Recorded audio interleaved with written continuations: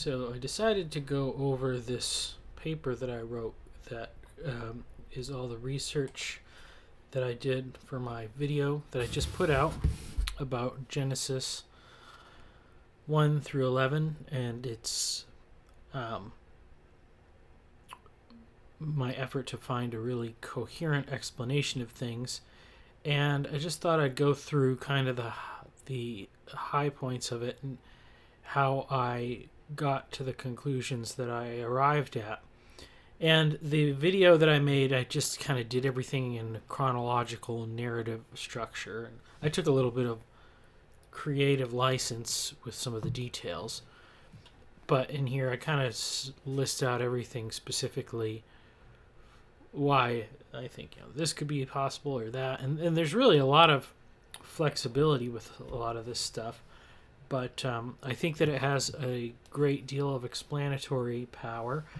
And the main reason why I really like this thing is that it takes a lot of these stories that we just see as like disjointed, and it makes a lot more sense of them.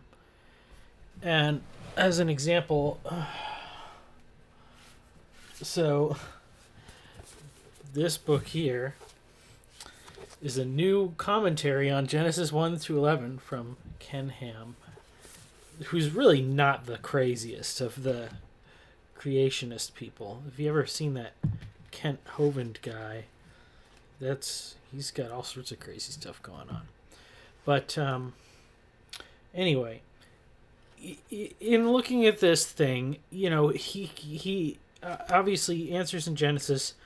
They're big on Genesis 1 and 2, the story of creation. They're really big on the flood. They got all that stuff worked out. But some of these other chapters, it's kind of like they look at this thing, they talk about Cain and Abel. Yeah, Cain was bad, Abel was good. And then it just, it just says, like, no one knows why they put this genealogy of Cain and his descendants, and perhaps it was just to show us that ungodly people will murder or something. And it's just like they're for the position that they hold of like biblical inerrancy and stuff like that. They treat it the way that like documentary hypothesis people do, where they act as if it's just this disjointed, jumbled mess of stories. And I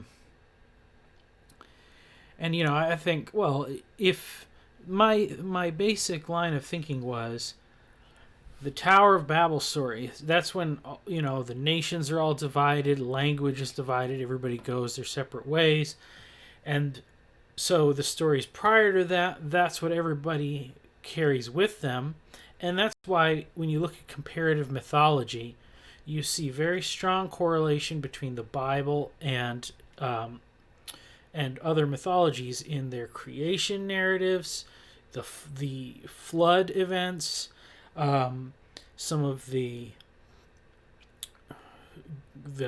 giants stuff, the sons of God and the daughters of men, kind of a thing, similar to like the Titans in Greece and some other, the Babylonian stories. And you do also have Tower of Babel events in these mythologies as well, or at least some other sort of story that it talks about, like this is where all the languages got split up and went crazy.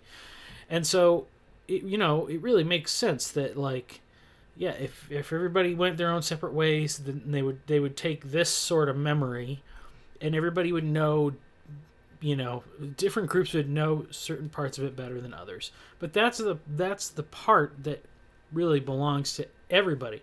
After that Tower of Babel, you have the call of Abraham, and then you have just a straight successive line of history of Abraham's descendants and Israel and the Exodus and all those things.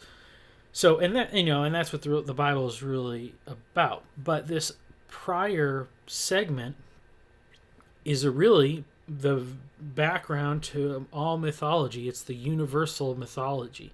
And because, as a Christian, we come at this from the point of Jesus Christ and believing in his incarnation and his resurrection. That's maybe the starting point of where we take the Bible seriously, and that's why we would prefer to trust the biblical account of events from Genesis 1 to 11 rather than Greek mythology or some other mythological story. But, if there's a detail in one of these other accounts that doesn't contradict the Bible, maybe we can just say that was a certain detail that was more salient to the people of that culture, and they carried that with them, and it made it into their story. So anyway, I talk a little bit about that in here. How the documentary hypothesis idea, I think it can be a little bit of a crutch, because anytime anything is weird, you can just say, oh, it's because perhaps this was from the J manuscript and this is from the E. And it's like, if you're going to do that every time you run into a problem, it's just the same as as saying it was because of magic or something. Like it becomes a crutch and a cheat. So the interesting thing is that the story that this is based on is the story in Genesis 9 about Noah getting drunk and uncovering himself in the tent, and his son Ham goes in and sees his nakedness. He tells his brothers. The brothers grab a cloth and walk backwards so they don't look at their father's nakedness and place it over him. And when their father wakes up, he curses not Ham, but Ham's son, Canaan, and casts him out from the community, more or less, or tells him he's going to be a servant to the other sons. So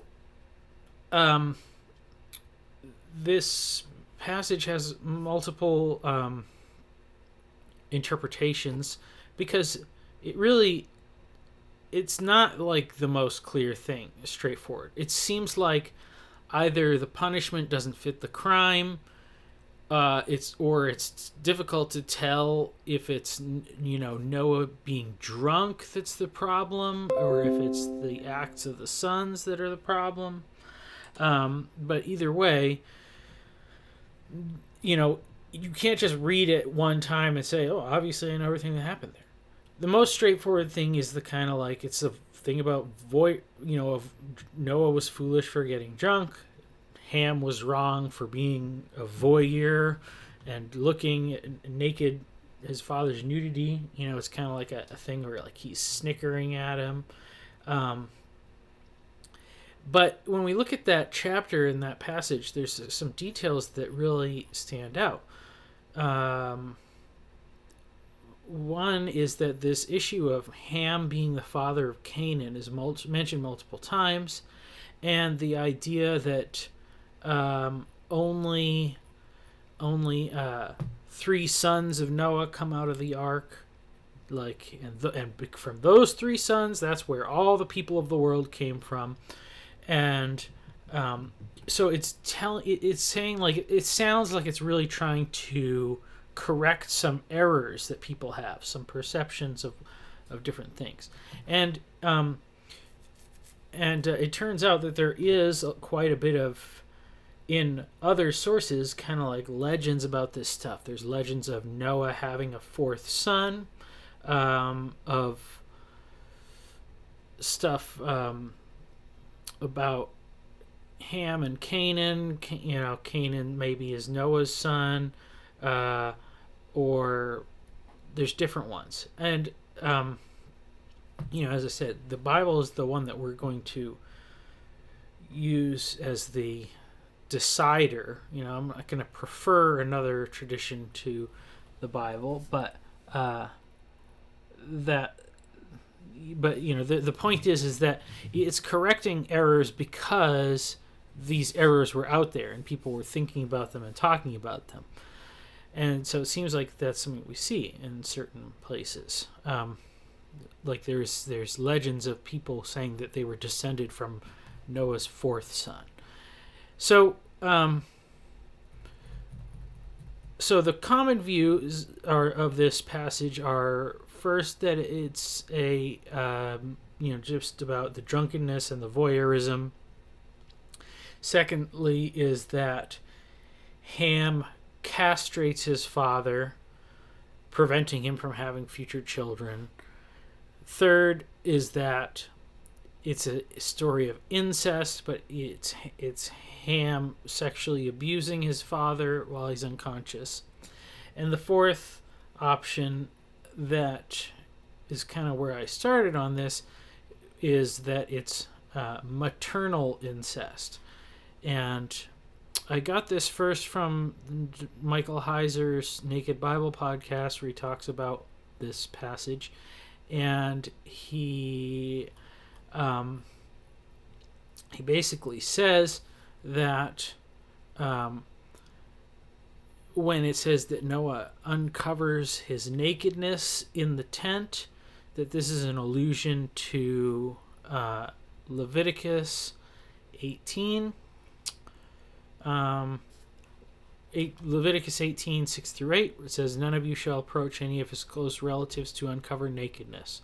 I am the Lord. You shall not uncover the nakedness of your father, which is the nakedness of your mother. She is your mother. You shall not uncover her nakedness.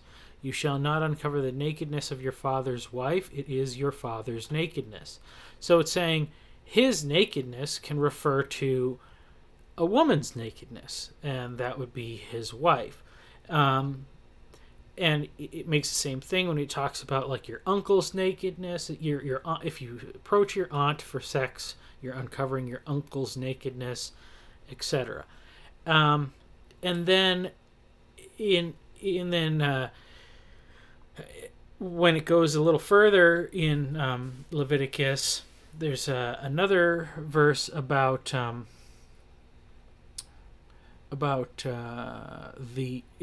brother and sister in Leviticus 20, where it says that if a brother sees his sister's nakedness and she sees her brother's nakedness, that he has uncovered her nakedness and they must be cast out. And so it's saying that seeing nakedness is the same as uncovering nakedness. Now, I don't have it pulled up right now, but I went back and looked at the podcast transcript, and there was also a paper where he got this idea from. So it's not necessarily Michael Heiser's. It's not his original opinion. He just reads the paper the way it is. So he says, and in the paper, it just says, therefore, it seems that Ham is having sex with his father's wife, presumably the mother of Ham. And it just says presumably the mother of Ham. Like, okay, why is that a presumption you would make? Presumably. I mean, I guess that makes sense that you would assume that.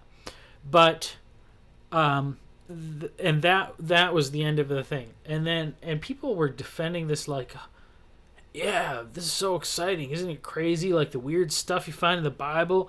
Oh, Ham had sex with his mom. Whoa. Like, oh, that's what it's really about. And everybody's really just excited about it because it's this creepy, salacious thing. And I said, well, okay, it does make sense. It does make sense the way that it's saying it, because then what it's pointing at is that the reason why it's telling you all about how Ham is the father of Canaan and why Noah curses Canaan is because it was Ham impregnating his mother, and then Canaan was born. And then in this same paper that Heiser just reads, doesn't apply any of his own critical thinking to it, they just say a time compression device must have been used between where it says Noah woke up and he cursed Canaan. So it's like, oh, this thing happened. Noah didn't touch his wife. 9 months later, a baby's born. It's Canaan, and then he curses Canaan, or something like that. And so that's, okay, so this idea does help make more sense of the Canaan references and the distinction that there's only 3 sons. Canaan is Ham's son. It makes more sense of that. But I was thinking, why are we assuming that it's Ham's own mother? And that was the thought that kind of took me down this rabbit trail, thinking, like, maybe it was, does it have to be his mother? And then I looked, and the first thing I noticed is that it just keeps referring to Noah's wife. And God says to Noah, build an ark and bring you, your sons, your wife, and your sons' wives onto the ark. And never, and that's, whatever. That is what it is. It doesn't tell us who the sons' wives are either. It doesn't give us names or anything like that. But they just refer to her as Noah's wife. It doesn't refer to her as the mother of the sons or anything like that. And interestingly, when we look at that verse in Leviticus that they quote in the podcast, there is actually a distinction between the categories that it lists there, because it says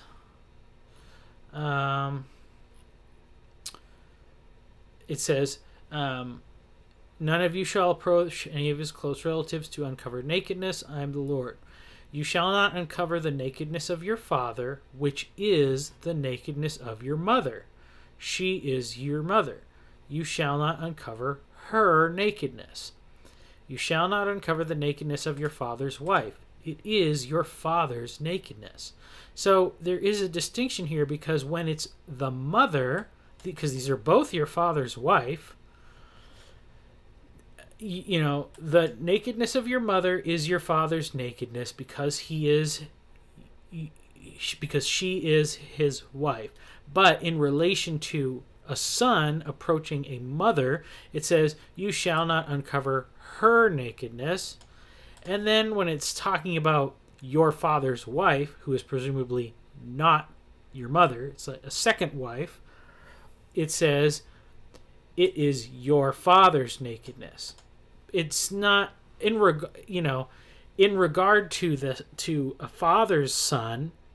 That's the only relationship that he has with that woman. If it's a second wife or a concubine, it's because it's not about you should honor that woman because of her relationship with you. It's you should honor that woman because of your relationship with her husband, who is your father. So that's why it's your father's nakedness.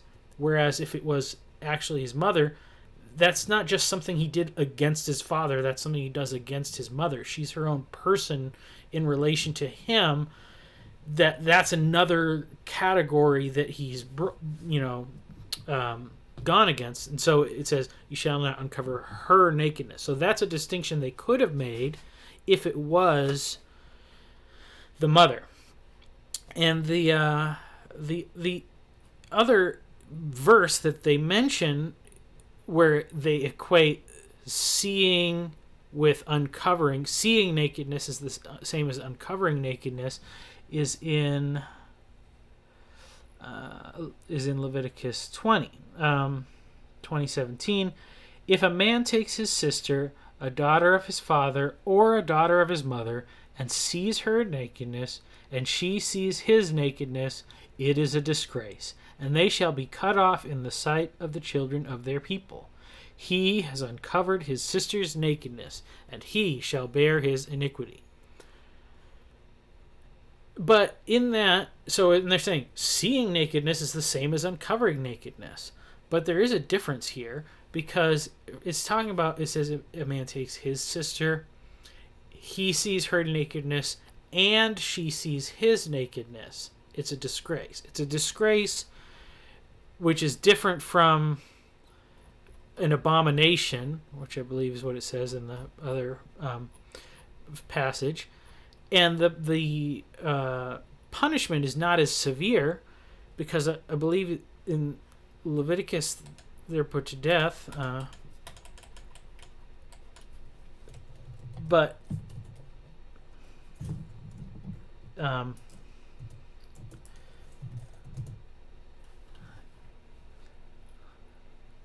So uh,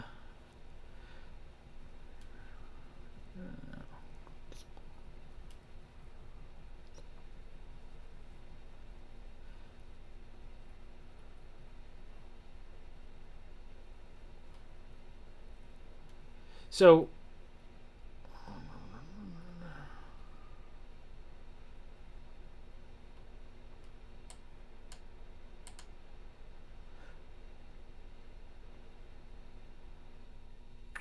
well, either it maybe it's the same punishment that they're cut off, but being cut off from the people, or um, you're out of the thing.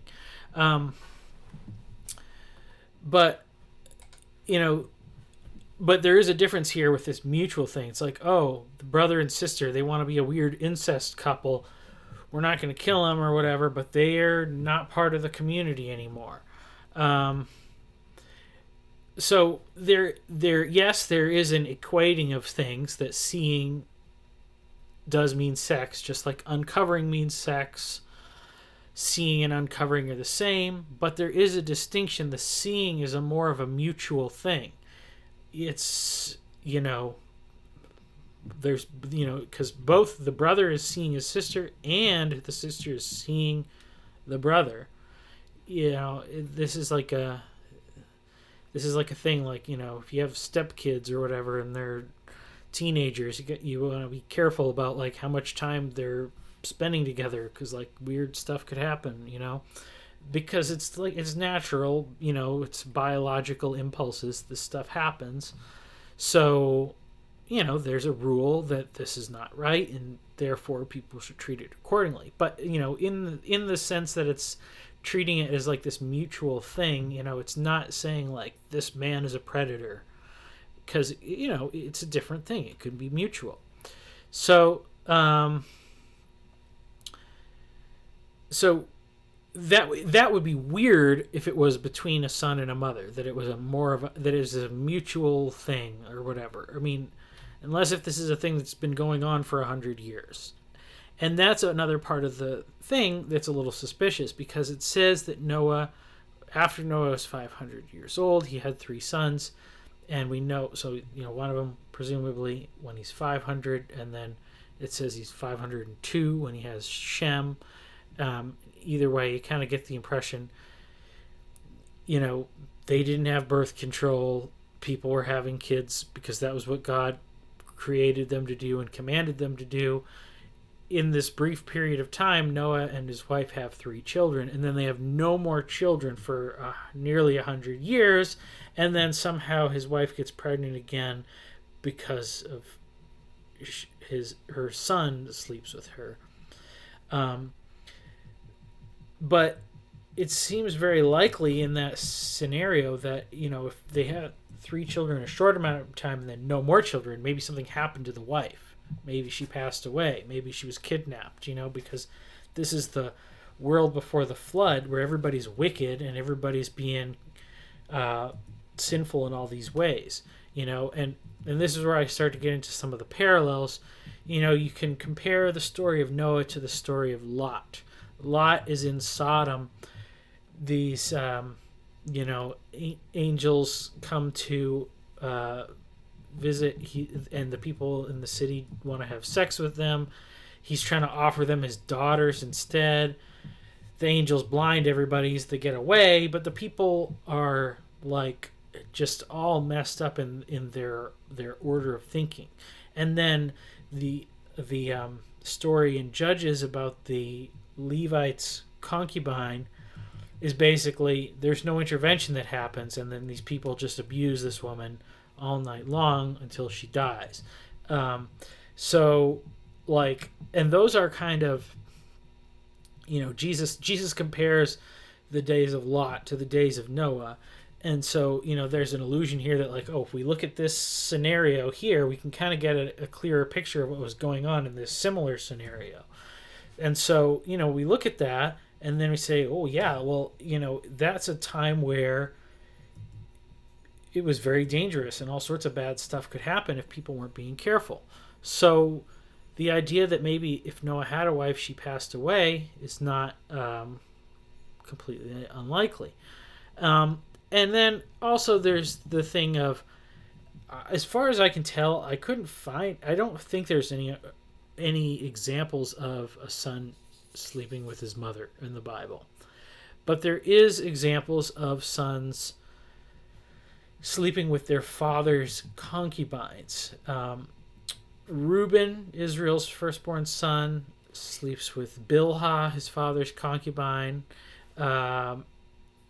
David, I believe, takes Saul's concubines, and Absalom takes David's concubines. So this happens. It's this, attempt at usurping the father's position. So, that's a more likely scenario. Also, just sticking with the actual story of Noah. Ham does this thing, seeing his father's nakedness, which, again, presumably this is Noah's wife.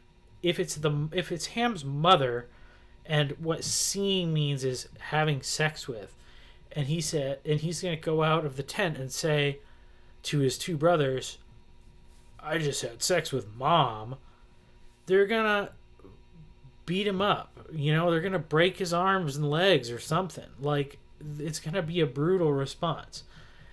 If, however, so why would he think that? Why would he think that they would want to hear that? Because if it's his mother, it's their mother too. But if it's a different woman, if this is a second wife, then he would be wanting to brag about this act of conquest, because that's the motivation that in the parallel passages is given. I'm taking Dad's spot. I'm going to be the one in charge. I stole his woman. And so in that regard, it's a natural thing that if you're a sinful-minded person, that you would think others would be impressed by that, I mean, Ham must have absorbed a little bit of the worldly culture before the flood. So that it makes more sense that he would be willing to approach his brothers and talk about that and brag like he does. Now, their godly response is that they actually do not want to see with their eyes, so they walk backwards, they take a cloth, they cover up the mother, the wife, and the father, or whatever. So and so that's a godly behavior. So then Noah wakes up and curses Canaan. Now it makes more sense. This could help make sense because part of the weird time compression thing is that it doesn't make sense in the story that that's just another thing of treating ancient people like they were dumb, treating the Bible like it's this hack job of cobbled together texts that it has to have 9-month time compression things when it literally says when he woke up he cursed Canaan when he found out what had happened to him. So this is to say, if Canaan was already born, then Noah would have realized, oh, wait a minute, my son is having sex with my new wife. That means this kid that my wife has already had might not be my kid. And so he curses him. And I think that that's pretty reasonable assumption. It also kind of goes with the idea that we're brothers and sisters seeing each other's nakedness. It's more of a mutual thing that, it's not even necessarily Ham, like, just taking advantage. Like, he's not just being a rapist. Like, he had a mutual understanding with this wife of Noah. And so, so he would have already had relations with her previously, and that's when the son was conceived, and then Noah just presumably thought, oh, this is my son. But that gets into the problem then of, like, if Noah cursing him, like, just assuming it's not his kid, like, well, I mean, that's kind of harsh. Like, what if it was his son? Like, how could he know? And that's where it took me down kind of this long rabbit trail of, what is the way that Noah could know instantly that it's not his, that he's not the father of this child? And that would be if he had not had sex with his wife. Now, if she's already given birth to this child and Noah has not had sex with her, then, well, obviously somebody must have had sex with her. But this is where I think, looking at the promise that God makes in the garden, he's speaking to the snake, and he talks about how the seed of the woman, her offspring, will crush his head. And this is like the Messiah, the promised child that's been waiting for. And it's the offspring of the woman. That's the important thing that they know. And, first Eve thinks that it's Cain. God helps her bring forth Cain. But Cain is a murderer. His brother Abel was the one that God preferred. Abel was the one with the acceptable sacrifice, but he dies because Cain kills him. And so Cain is a bad guy. He's a murderer, and he's irredeemable, and we should never think anything of him except that he is evil, because that is 100% the definition of his character. Or that's how it goes in a lot of commentaries. So obviously, maybe Abel was the one that God preferred, but he's dead, so he's not the fulfillment of promise because he died. Cain's not, because he's a murderer. Then Adam and Eve have another son after Abel is killed, Seth. It says Seth was born in the image and likeness of Adam, so he was Adam's seed. Now, somewhere somebody was trying to tell me about how this means that humans were no longer made in the image of God, and because God broke his covenant with them or something like that. I don't necessarily think that's true. I think that the likely thing is that Seth looked like his father Adam. He bore the same image, the same likeness. It was very clear that Adam was the father of this child. So, and this is like, I don't know, maybe they're naive or whatever, but the first baby that's ever, born, Eve maybe didn't put two and two together, it's possible, of understanding what the cause of that baby was in regard to her biological activity with Adam. But after 130 years, when Seth is born, the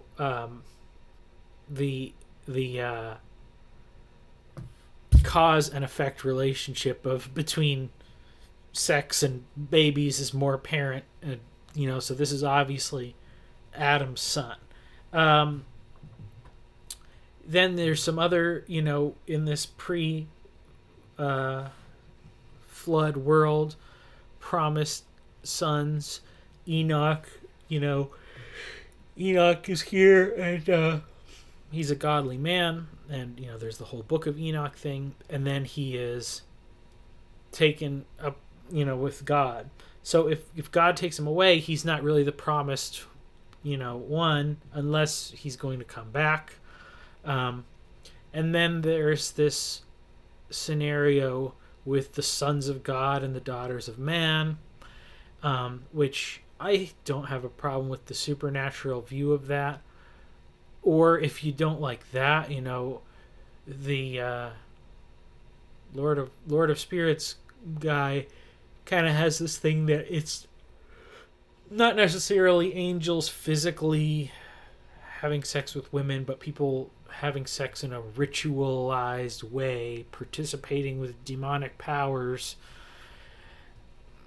Either way, it was producing impressive children because these are Nephilim, great men or giants, heroes of old, but they are not the good kind of heroes. They're not godly messiahs.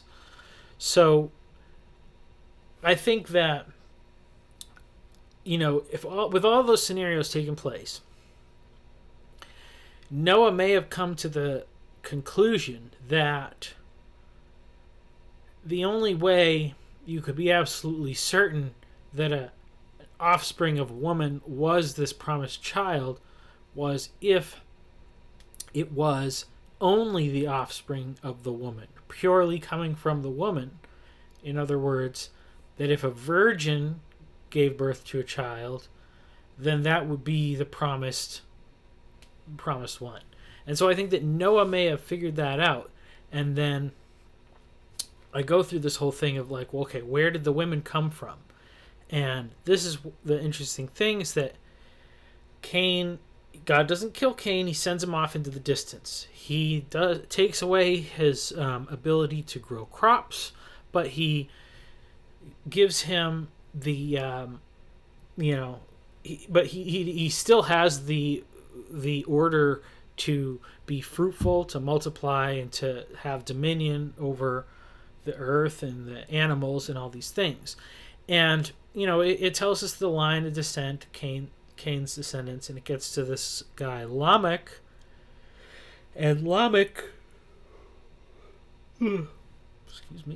takes 2 wives, and he's most famous because he kills a guy, or he kills 2 guys. It's kind of hard to tell if it's one person or 2 people, but 2 guys attack him, and then he kills those people who attacked him. And then the way it's portrayed is, Lamech is evil, like in, this, or almost every other commentary in a way, like he's the most evil. He's introduced polygamy, which is bad, and he is killing more people like Cain, which is bad. Which, yeah, it's bad to kill people, that's for sure. But it's saying he killed someone or some people who attacked him. So it's self-defense. And as far as the polygamy thing, I mean, yes, I would say it's not the best. Now that we've had thousands of years of people trying to do that and all the headaches that it produces, it's not the best. It's not, God only made one woman out of Adam to be his wife. He didn't make multiple women. So it's not that like the ideal plan, but if your goal was to increase population, that's a good way to do it. And maybe it's like, well, who are these, where did these women come from? Was it from some guy attacking somebody and getting killed? So is it a widow? I mean, if a woman is widowed, the Bible says she should be, remarried. There's provisions for that sort of a thing. So, if God did not give them a complex code of conduct at this point. He told them to be fruitful and to multiply. So, what he did is not necessarily wrong, because he has 2 wives. They each have 2 children. That's multiplication. And Lamech's children, it's interesting. It tells us that the first wife, Ada, has 2 sons, Jabal and Jubal. Jabal's the father of all of those who raise flocks and live in tents. And Jubal is the father of those who play musical instruments. I think pipes and lyres, or flutes and organs. Depending on the translation, it says different things. But but they're the father of all of those who do those things. And then on the other wife has a son, Tubal Cain, who is the sharpener of every blade in bronze and iron, or forger of tools or things like that. It's translated different ways, but he's the one that invents metalworking, basically. And it says that she has a sister. Tubal Cain has a sister named Nama. Now, in another Heiser podcast, he brings up a paper where people compare these two genealogies, the genealogy of Cain, the genealogy of Seth. And they said that in the penultimate position of both is a man named Lamech, because Lamech is Noah's father. And they say, so they're not the same person, but it's some sort of a correlation or whatever. Now, the fact that they're talking about this from the fact that, the penultimate position of the genealogy, in other words, the second to last, like, that's the important thing. It's the second to last person, but they're different lengths, because there's only 7 people in Cain's and there's 10 people in Seth's. That's the important detail. Well, okay, Seth and Cain are brothers. They have the same father. So Seth and Cain, even though there may be a disparity in their age, are from the same generation. And if you line up the sons of Cain and Seth and the grandsons and the great-grandsons, you go all the way down. When you get to Lamech is in the same generation as Enoch. And, Enoch is also in both genealogies. The godly Enoch comes later. The Enoch is Cain's son. And that's what the city is named after as well, that he builds. So maybe, there's been interaction between these two groups of people. That's why the good Enoch was named Enoch, maybe for the person, maybe for the city. We don't know. But there is that. But so Lamech from the line of Cain and Enoch from the line of Seth are in the same generation. And then Lamech has 4 children that it mentions. And Enoch has a son, Methuselah. So in that same generation, Methuselah, on this side you have a girl. It tells us a girl's name, Nama. And then Methuselah's son is also named Lamech. So to me, it seems like a very likely scenario that if they tell us this is a woman, it literally just ends with and there was a sister, the end. But then you go to this other list, you line it up, well, that sister was in the same generation as this guy, and his son's name is the same as her father's name, and we don't know if he's the firstborn, or I think he's pretty old when he's born, so maybe it was finally like, fine, we've had 74 children, now that we're, I think he's 187 or something like that.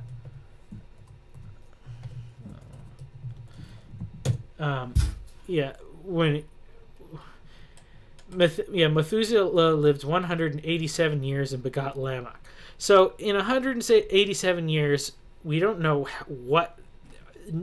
there's no indication that these sons are firstborn. In fact, the one that we know of, Seth, is not the firstborn son of Adam. He's simply the one through whom this genealogy, that's who it travels through. So any of these sons could be firstborn, secondborn, 100th born, whatever. Methuselah lived 187 years and begot Lamech. So it could be, he had all these other kids and finally said, fine, you can name this one after your dad, that creepy guy who kills people and makes weird threats. And then it says he had other sons and daughters. And of course Lamech is the father of Noah. So to think that, there was a meeting of these lines. Otherwise, if there's no crossing of their lines, then why did they even mention these descendants of Cain? It's just Cain had a bunch of descendants, and then they all died in the flood, which is kind of how everybody portrays it. But when you look back at those other ones, it says the Jubal and Jabal are the father of all who play harps and flutes, and the father of all of those who live in tents and raise flocks. But saying like all of who, when, before the flood? Well, people were doing all those things after the flood. And in fact, when Noah has his little scenario, where does it happen? It happens in a tent.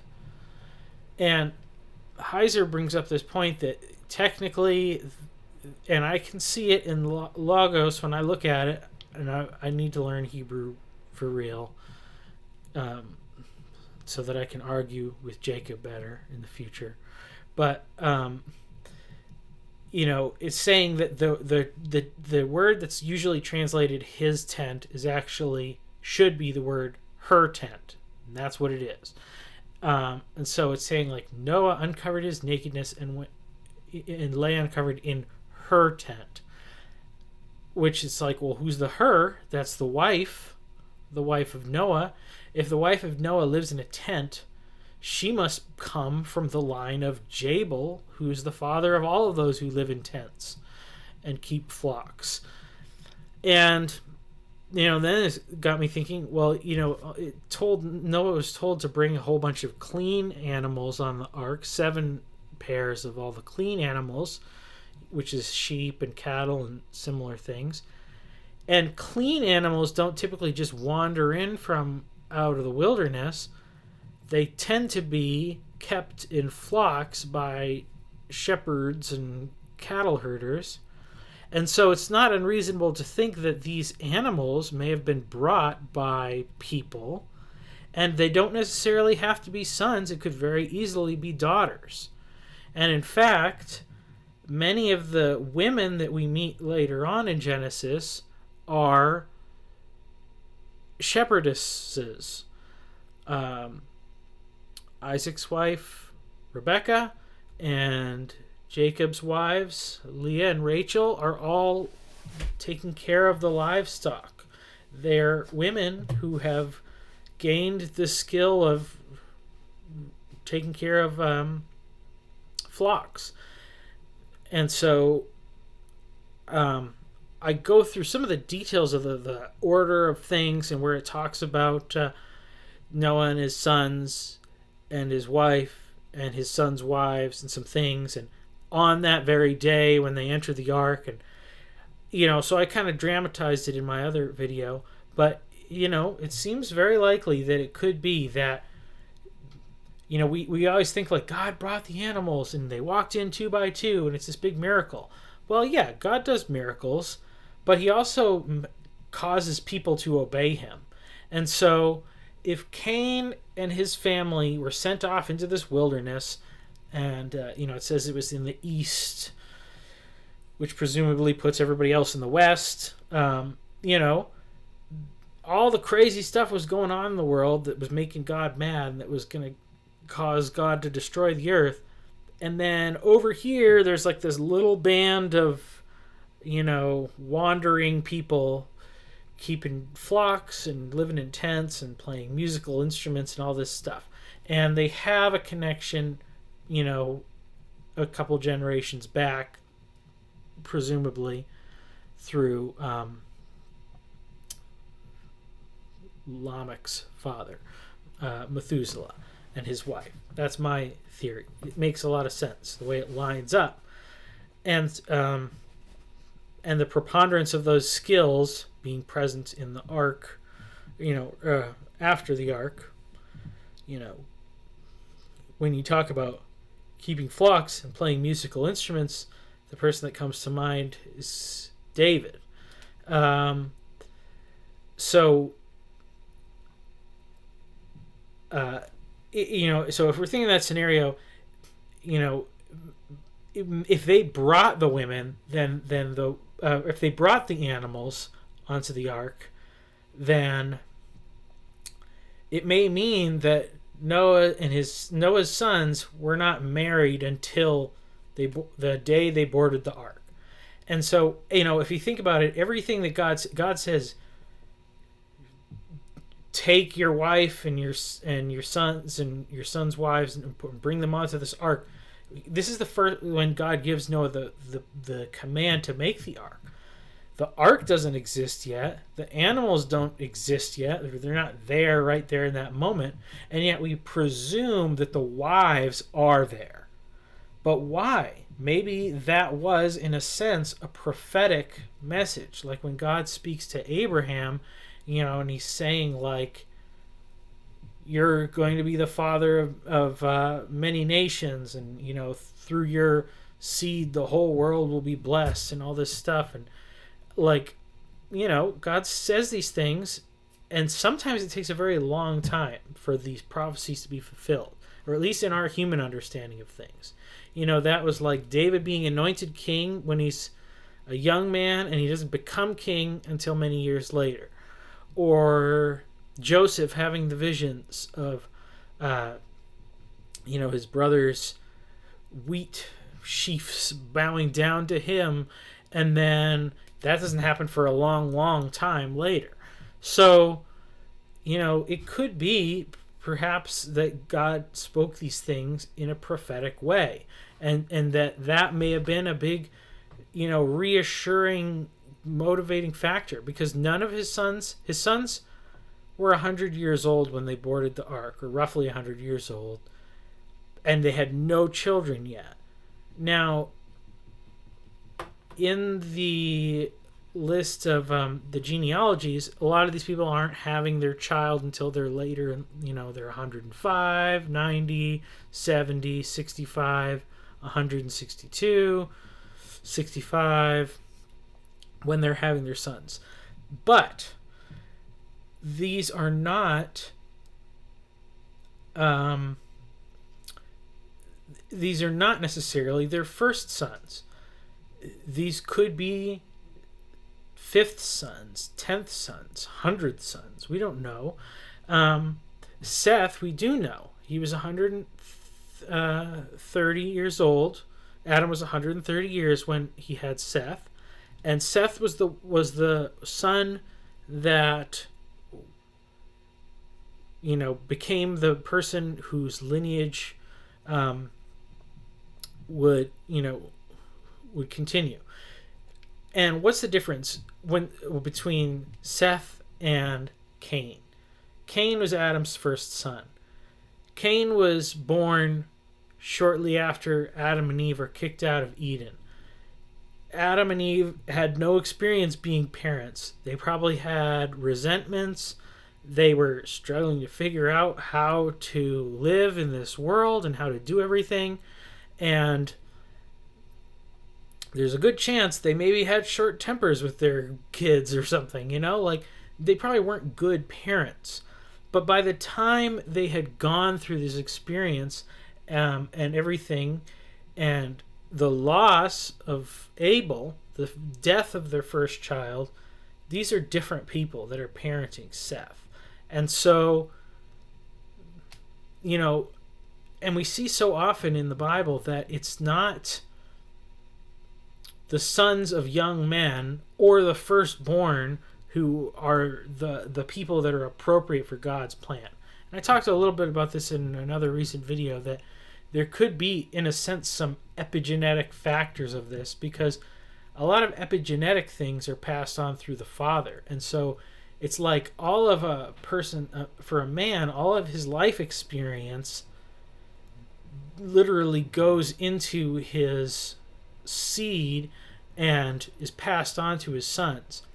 And like if you take for example David and Bathsheba, David sins with Bathsheba and she has a child, but God takes that child. And then David is a changed man because he's repented. And, Psalm 51 is like just one of the most beautiful psalms because of the repentant change that happens in David. And it's like not even until that moment was David really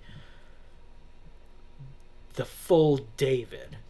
And that is the David whose seed is passed on to Solomon. And that other child was conceived in sin. And not to say that, therefore he was destined to be evil or anything like that. I'm not saying that. But if the spirit and the emotions and the wisdom of a father are passed on genetically, which in some ways may be true, then that son would have had a very hard time being a good king, and Solomon had some advantages. And Solomon wasn't perfect, really, but it could have been worse. And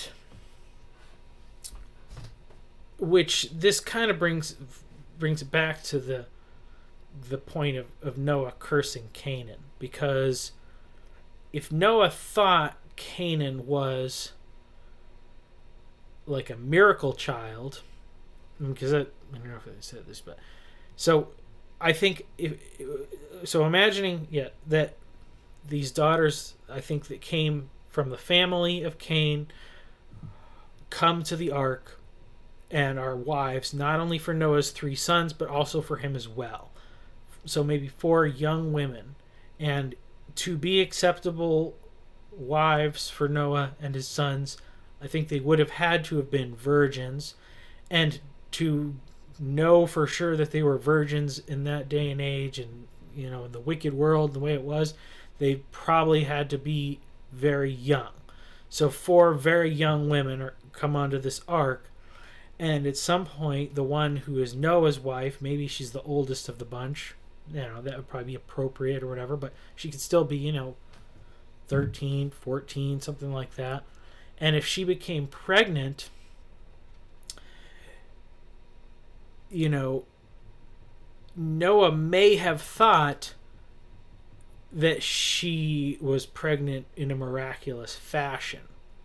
And so then when the son is born, he's thinking like this is the promised child. And then when this event happens with Ham, then he realizes that's not my son. But he would have already known it was not his son. The only way he could have known for sure it was not his son is if he had never slept with his wife. And so I think that, and this goes back to my video about Mary, why I don't think that she remained a virgin throughout her life, because God created people to be fruitful and multiply. And so when Joseph realized that Mary had conceived as a virgin, and I think Noah would probably think in the same way, it would not be right to sleep with her while she was pregnant, even though, because then it would be a virgin conception, it wouldn't be a virgin birth. But to be a virgin birth, they would have to abstain until after the child is born. And I think that Noah would have, accepting that circumstance, would have still, God did give him the command after the ark landed to be fruitful and to multiply and fill the earth.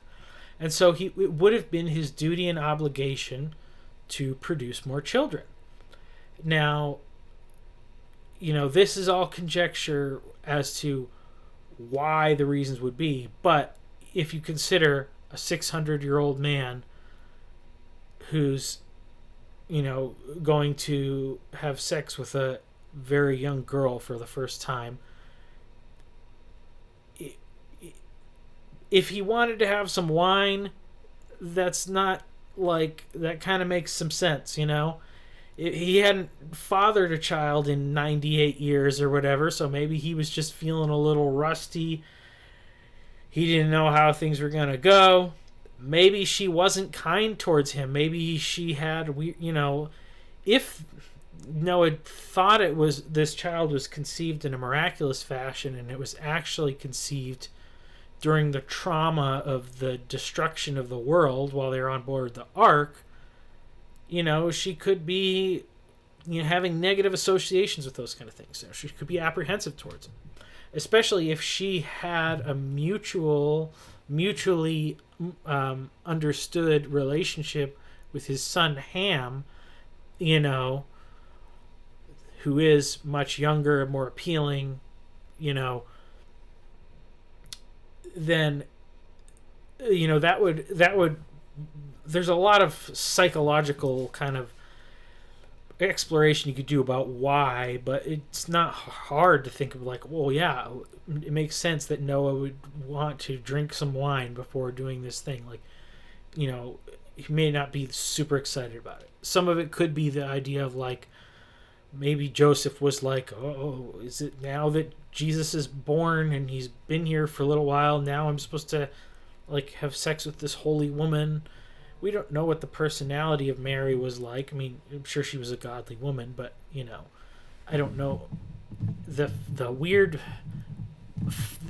fake way that saints are portrayed is a big beef I have with them, because how can anybody relate to these totally unrealistic people? So anyway, that's neither here nor there, but that's putting the whole thing together, that it makes the most sense that if that was a scenario, that if Noah thought that she had conceived and given birth to a child as a virgin, and then he was drinking the wine to fulfill his obligations after the child's been born for a while, and then he finds out that his son has sex with his wife, or even really, if Canaan was conceived from a prior indiscretion with the wife of Noah, it could just be literal seeing, looking.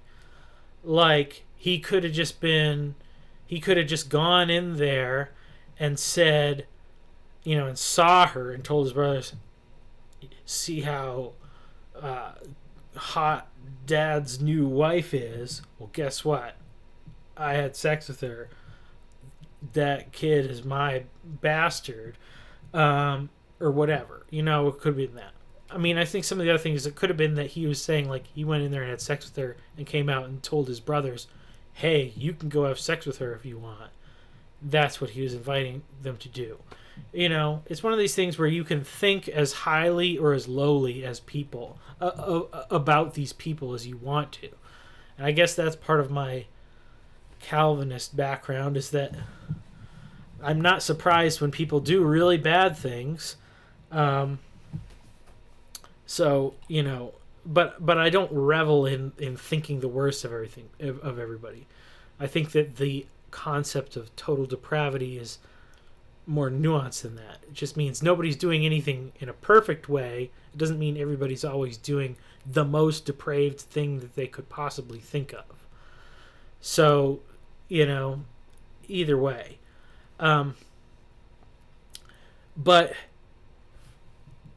that's where I got to in my thinking, and that's why I landed this thing. And it pulls the whole thing together because it rectifies the most mistreated areas of this Genesis narrative, and it makes it a total package of this chapters 1 through 11. That means that all cultures and nations would have had somewhere in their background enough of an idea of the true mythology that when they encounter Jesus is the key that puts the picture together, and he's the fulfillment of the promise. And beyond that, I think that there's really good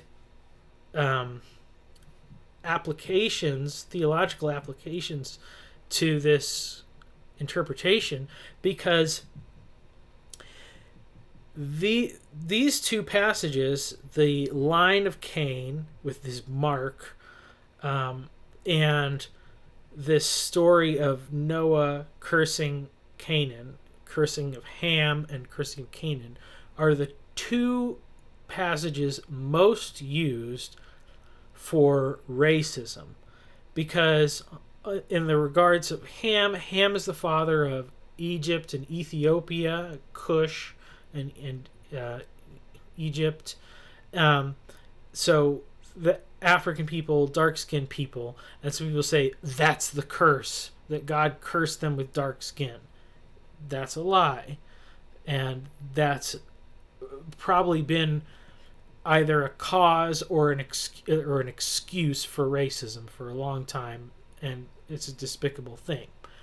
The other passage is this lineage of Cain, because anytime a group encountered others that they did not identify with or had animosity with, it was easy to say those are the descendants of Cain. They are born in wickedness and evil to the core. And like, this is, I think when they discovered the Americas, they were like, oh, there's people there.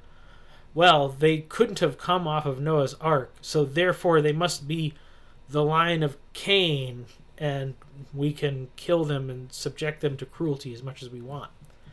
But if we took this interpretation seriously, it would mean that not only are all people descended from Noah and his sons, but also all people are descended from Cain and his lineage. And therefore, in every single one of us, and obviously there's probably more of this between that point in history and today, but all of us have a murderer in our farthest back ancestry. And yet, that act of being a murderer did not make Cain irredeemable in God's sight. God still had a plan for Cain. God used him. And while his name doesn't pass on, because in this scenario, which I think makes a whole lot of sense, it was only his daughters, he still lives on in that way. God preserves his line. And it could be even maybe in a sense, with the Levirate marriage kind of thing, we could consider his children in some ways the children of Abel. Or Abel could have had children. They could have mixed with that, line as well. There's so much chronological room to do whatever when you're making conjecture of this stuff. But this doesn't contradict any of the things that the account says actually happened and how they actually play out. And so that's why I think it's a really good scenario with a lot of explanatory power. And I'm planning to kind of tie in a lot of other threads to this thing in the future. I briefly in my paper talk a little bit about the technology aspect, and Jonathan Pageau kind of equates like Cain is the line of technology and that's bad, and he connects it with the Enoch story, and the technology that the Watchers give to the women in Enoch and to their sons is not the same as the technology of Cain. Because the technology of Cain's line, tents, flocks, musical instruments, bronze and ironwork, these are the skills that God uses to make the tabernacle. And even in saying all people who descend, who are the people that live in tents when they get off the ark? All of them. So Jabal is the father of everybody in a sense. All of them who live in tents. And then even God, when he reveals himself to the Israelites in the wilderness, he doesn't have them build him a temple. He has them build him a tent, and he dwells in a tent. It's a foreshadowing of the incarnation. And I think, when Jonathan Pajot is talking about his garments of skin, I don't really like the way he talks about it, but I think there's a connection there you could make with the garment of skin and a tent. It is a sort of a covering. I think that the skin is animal skin on top of the human skin. I don't think human skin is the garment of skin, and the garment of glory is not. There's no biblical evidence for that. That's conjecture. So if that's okay, then my conjecture is okay too.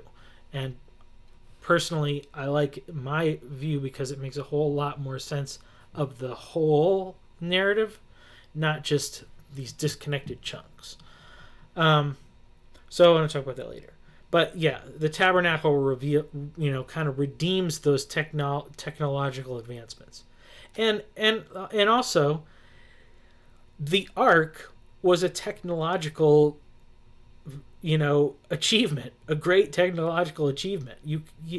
We can see from the modern, the one that was built with modern day tools, it was not easy to build. And if all Noah had was bronze and iron age tools, then that is an incredible feat of technological, advancement to get that completed. And that is not only something that God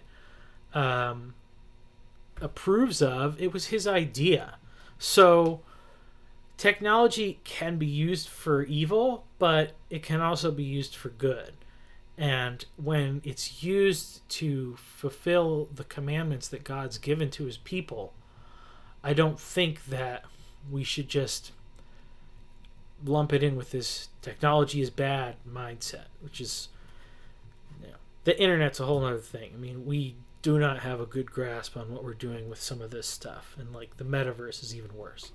But anyway, I've talked for a long time.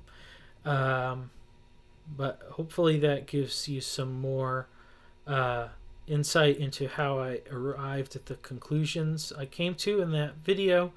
And if you want to read the paper, I get into even more specific detail. And there's footnotes and everything. So tried to make it real professional-like. Although it could probably use a little bit more editing. But we'll see. So hopefully you enjoy that, got something out of it. Let me know what you think. I would actually like, if there's really substantial criticisms to the conclusions that I've come to, I would love to hear them. And I don't want to just have an idea that works for me and then it be wrong. I am only interested in this because it makes so much sense to me that I'm convinced it must be at least close to what is true. So if it's not true and you can tell me why it's not true, I want to hear that, because ultimately that's what I'm most interested in, is the truth. So thank you and have a good day.